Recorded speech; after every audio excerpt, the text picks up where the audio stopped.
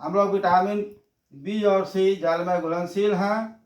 और उसके बाद जो विटामिन बच गया डी ई ए के और ए, डे का, जिसको हम लोग कहते हैं डे का, डी ई के ए, डे का, यह वसा में घुलनशील विटामिन है। यह भी प्रश्न पूछे जाते हैं। मुख्य रूप से विटामिन के बारे में हम बता दिए हैं, लेकिन इसमें यह चर्चा नहीं हुआ है कौन सी पोषक, कौन सी पदार्थ में विटामिन पाए जाते हैं। तो हमारे समझ से है कि सभी प्रकार के भोजन को संतुलित भोजन कीजिए, सभी विटामिन मिलेंगे। अब हम लोग आगे पोषक तत्व खनिज के बारे में जानेंगे। अब खनिज भी पोषक तत्व हमारे शरीर के विकास के लिए बहुत ही जरूरी है। खनिज लवण एक कार्बनिक पदार्थ है, अकार्बनिक पदार्थ है, कार्बनिक नहीं है, अकार्बनिक पदार्थ है। मानव को 19 प्रकार के खनिज की जरूरत है। मानव को कितने प्रकार के खनिज जरूरत है? 19 प्रकार के खनिज की जरूरत है। हमारे शरीर के विकास के लिए 19 प्रकार के खनिज की जरूरत है। अब खनिज पदार्थ हम किस प्रकार के भोजन में ग्रहण करेंगे? मांस, अंडा, पनीर, अंगूर, हरी पत्तेदार साग सब्जी, दूध से हम लोग खनिज लवण प्राप्त करेंगे। कुछ खनिज के कमी से होने वाले रोग, ऐसे कैल्शियम की कमी हो जाएगा तो ऑस्टियोपोरोसिस नामक रोग उत्पन्न होगा, बीमारी होगा। ऑस्टियोपोरोसिस, ऑस्टियोलॉजी के अध्ययन को, हड्डी के विज्ञान के अध्ययन को ऑस्टियोलॉजी कहते हैं। यहाँ पर ऑस्टियोपोरोसिस, हड्डी नामक बीमारी, हड्डी में बीमारी होगा।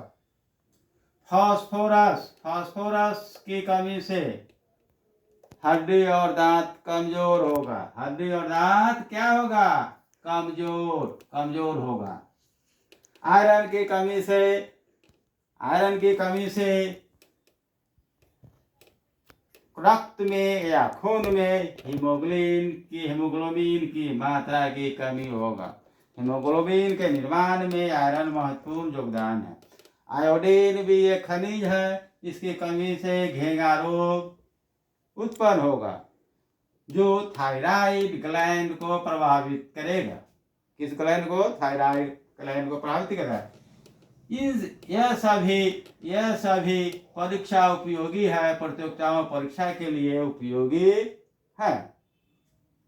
अब अंतिम पोषक तत्व हम लोग जल के बारे में जानेंगे।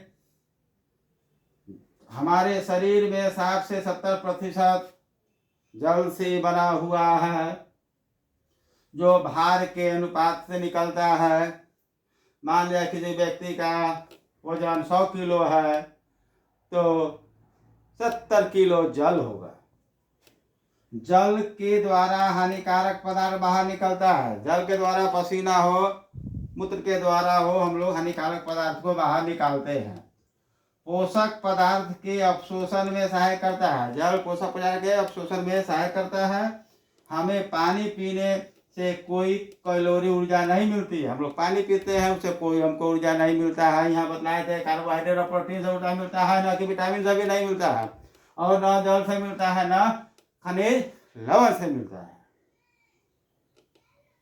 फिर भी जल ही जीवन है, फिर भी जल ही जीवन है। कम जल पीने से किडनी और पित्ताशय में चट्टान का निर्माण होता है। तो यहाँ पर चट्टान शब्द का उपयोग हुआ है, लेकिन यहाँ पर छोटा चट्टान का उत्पादन होता है, पथरी जिसको कहते हैं। जल शरीर के तापमान को भी नियंत्रण करता है। जल है शरीर के टेम्परेचर को भी नियंत्रण करता है। जल शरीर के तापमान को नियंत्रण करता है। जल का घनत्व 4 डिग्री सी पर अधिक होता है। जल का घनत्व 4 डिग्री पर अधिक होता है, जो परीक्षा में पूछे जाते हैं। यही हो गया। आप लोग ध्यान से पढ़े, समझे और बूझे, और इस चैनल को सब्सक्राइब करें और देखें। धन्यवाद।